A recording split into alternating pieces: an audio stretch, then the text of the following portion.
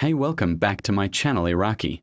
Dinar News update. The Central Bank of Iraq directs direct follow-up to non-sanctioned banks and emphasizes the need to meet the requirements of international companies. These banks will be able to respond and adhere to the required standards. However, he warns that the lack of official oversight by relevant authorities could lead banks to continue ignoring reform requirements, adding, the absence of effective oversight does not produce real results. Al-Shamari criticizes what he describes as political interference in banking operations, arguing that one of the most significant obstacles to reform in Iraq is government interference in the banking sector, which contradicts the foundations of the global banking system, which is based on independence and freedom of financial activity. He continued, "It's strange that we haven't seen any non-Iraqi or Lebanese banks penalized for dealing with countries like Iran or entities designated as terrorists. Sanctions are only imposed on Iraqi and Lebanese banks. This is not just a matter of the central bank's policies, but of the state's policies as a whole, and of pressure from higher-ranking officials trying to push some banks to open up to countries subject to international sanctions." Al-Shamari emphasizes that these practices have harmed the Iraqi banking and financial system and created real problems that have negatively impacted the country's business and investment environment. Regarding the imposed international standards, Al-Shamari explained that they are normal standards in a stable banking environment, emphasizing that adherence to them can lead to real financial empowerment and help Iraqi banks keep pace with their counterparts in the region, particularly in the Gulf states. He concluded by saying, if Iraqi banks adhere to transparency and integrity, they will be able to attract global banks and major foreign investments, which will significantly contribute to reforming and developing Iraq's financial infrastructure. Iraq's currency outlook, explain realistic scenarios, and end with the concrete indicators you should watch if you're trying to judge whether any revaluation is becoming likely. Short headline first. The PMF remains a powerful, semi-autonomous force in Iraq. A draft law to reorganize or formalize the PMF was debated and then pulled back amid internal political disputes and strong external, especially US, pressure. That tug-of-war matters for the dinar because political stability, sovereign commitments, and the state's fiscal and balance sheet obligations all influence confidence in the currency, the Central Bank of Iraq's CBI policy space, and the gap between the official rate and the parallel black market rate. How the PMF question affects macroeconomic confidence, the core channel. 1. Political stability and investor risk premium. When militias are perceived as embedded and autonomous, foreign investors and regional partners view Iraq as riskier. That raises the country risk premium, discourages inward investment and complicates creditor, IMF, support, all of which weaken demand for the dinar and can widen black market premiums relative to the official rate.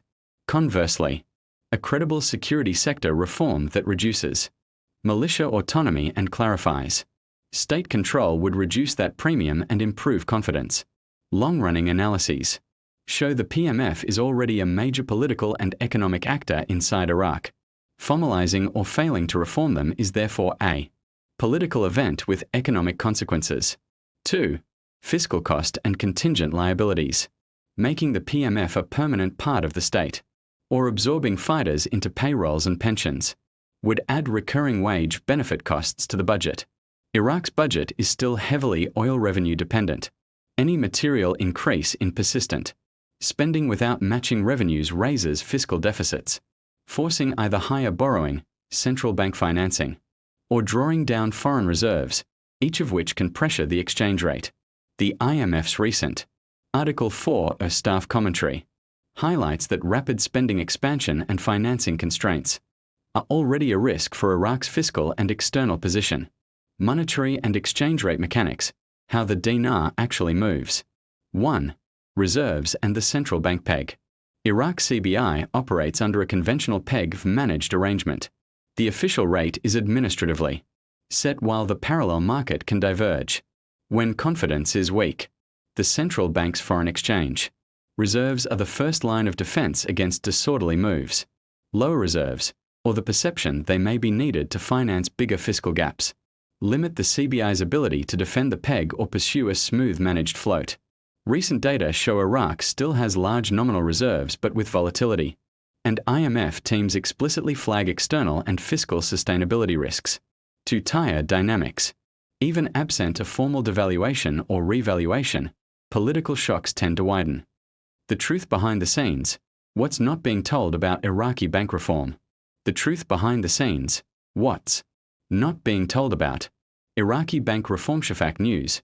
Baghdad. Iraqi banks face unprecedented challenges under a set of reform measures launched by the Central Bank of Iraq, which observers and economic experts view as more like unreasonable conditions than a realistic reform plan. While experts emphasize the importance of reform, they call for a review of the existing mechanisms to ensure they are consistent with the specific nature of Iraqi reality and the bank's ability to fulfill their economic role. The Central Bank of Iraq has set a set of standards for reforming the banking sector, most notably increasing capital to 400 billion dinars by December 31, 2025. This is despite investors' reluctance to subscribe to its shares due to the sanctions imposed on it, making this requirement nearly impossible to achieve. According to economic expert Ahmed Abdrabba, taking into account the specificity of reality, Abdul Rabbo confirmed to Shafak News agency that the reform criteria set by the Central Bank of Iraq, while containing some positive aspects, include essential points that require a comprehensive review to reflect the reality of Iraqi banking. He points out that the demand to increase banks' capital to 400 billion dinars before the end of 2025 is illogical, especially given that the majority of these banks are sanctioned, banned from dealing in dollars, have low market shares, and do not have significant banking operations, he said. Regarding the other financial aspect, Abdrabba criticized the imposition of fees of up to $2 million on banks for services provided by certified repair companies, considering this amount exaggerated, especially since the banks had not previously agreed with the central bank to grant these companies such sums.